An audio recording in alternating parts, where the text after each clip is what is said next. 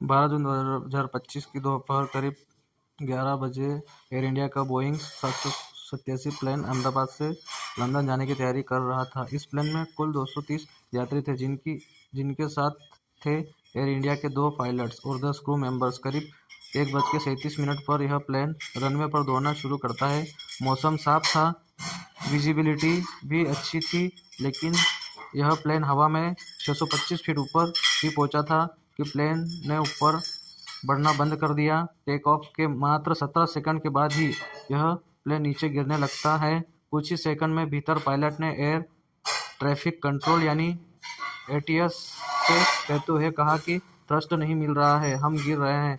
इससे पहले कि एटीएस कुछ रिस्पॉन्स कर पाती, यह मात्र 30 सेकंड के भीतर ही प्लेन जाकर बीके मेडिकल कॉलेज के हॉस्टल पर आ गिरता है, जो अहमदाबाद एयरपोर्ट से मात्र 1.5 किलोमीटर की दूरी पर मौजूद था। इस हॉस्टल में इस वक्त लंच ब्रेक चल रहा था और लगभग 35 स्टूडेंट कैंटीन में खाना खा रहे थे या खाना खाने के लिए लाइन में लगे हुए थे। तभी उनकी कैंटीन के ऊपर प्लेन गिर जाता है।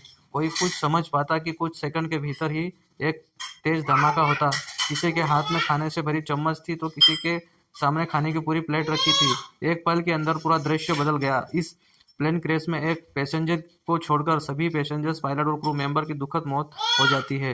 प्लेन क्रैश में जिंदा बचे विश्वास कुमार रमेश की जान सिर्फ इसलिए बच सकी क्योंकि वे इमरजेंसी एग्जिट के पास की सीट 11A पर बैठे हुए थे। हॉस्टल से टकराने के कारण प्लेन का इमरजेंसी एग्जिट गेट टूट गया था, जिससे विश्वास बाहर आ सके और उनकी जान बच सकी। हालांकि विश्वास के साथ उनके भाई अजय भी इसी प्लेन में थे, लेकिन उनकी जान चली गई। इस तरह पैसेंजर्स, हॉस्टल में मौजूद छात्रों और आसपास के लोगों को मिलाकर इस प्लेन क्रैश में कुल 270 लोग मारे जाते हैं। और यह सब हुआ प्लेन टेक ऑफ करने के कुछ सेकंड के भीतर ही। ऐसे में पहला सवाल उठता है कि यह प्लेन क्रैश क्यों हुआ?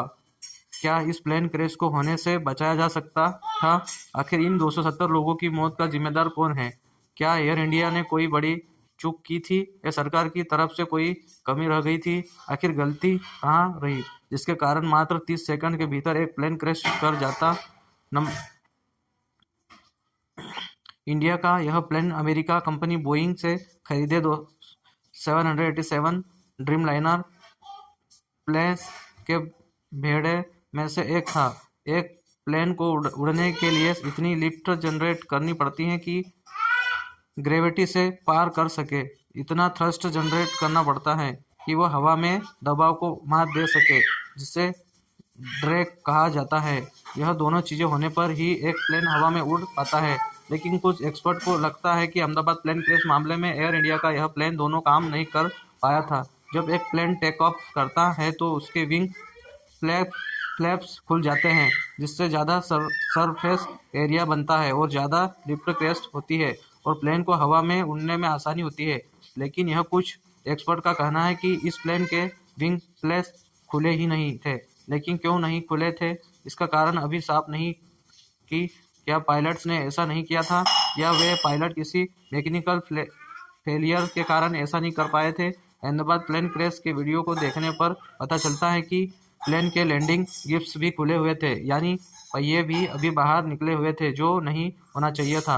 एक प्लेन के ज़मीन से उठने के बाद पायलट जो पहला काम करते वह होता है लैंडिंग विंग्स को अंदर करना। लैंडिंग विंग्स के बाहर निकले रहने पर प्लेन के ऊपर उठने में दिक्कत आती है, खासकर अगर यह थ्रस्ट जनरेट ना कर पा रहा हो। लेकिन इस प्लेन के लैंडिंग गिब्स खुले क्यों रह गए? इसके लिए भी 2 कारण हो सकते हैं। एक यह कि पायलट ने खुद ऐसा नहीं किया और दूसरा किसी मैकेनिकल प्रॉब्लम की वजह से वे ऐसा नहीं कर पाए। एविएशन एक्सपर्ट का कहना है कि हो सकता है कि पायलट उस वक्त किसी और बड़ी समस्या से जूझ रहे हो। यह बड़ी समस्या हो सकती है इंजन फेलियर की प्लेन के इंजन को थ्रस्ट प्रोवाइड करवाते हैं, जिससे वह ग्रेविटी के प्रेशर को तोड़कर उड़ान भर सके।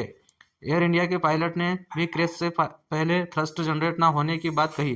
भी कुछ एविएशन एक्सपर्ट का कहना है कि वो हो सकता है कि प्लेन के इंजन उतनी पावर जनरेट नहीं कर पा रहे थे जितनी एक प्लेन को टेक ऑफ करने के लिए जरूरी था। लेकिन जब भी इंजन फेल होता है तो धुआं, आग जैसे कुछ साइन दिखते हैं। इस मामले में ऐसा कुछ हुआ था या नहीं, यह इस वीडियो को देखकर ठीक ठीक पाना मुश्किल है, लेकिन मॉडर्न प्लेन एक इंजन के फेल हो जाने के बाद एक इंजन के साथ भी उड़ सकते हैं। इसलिए आज के वक्त एक प्लेन का इस तरह क्रैश होना तभी मुमकिन है जब उसके दोनों इंजन एक साथ फेल कर गए हो, जिस कारण पायलट के पास कुछ भी करने लायक टाइम नहीं बचा था। इसलिए यह भी माना जा रहा है कि प्लेन क्रैश के पीछे एक कारण इंजन भी खराबी या कंप्यूटर प्रोग्रामिंग में कोई दिक्कत आना भी हो सकता है।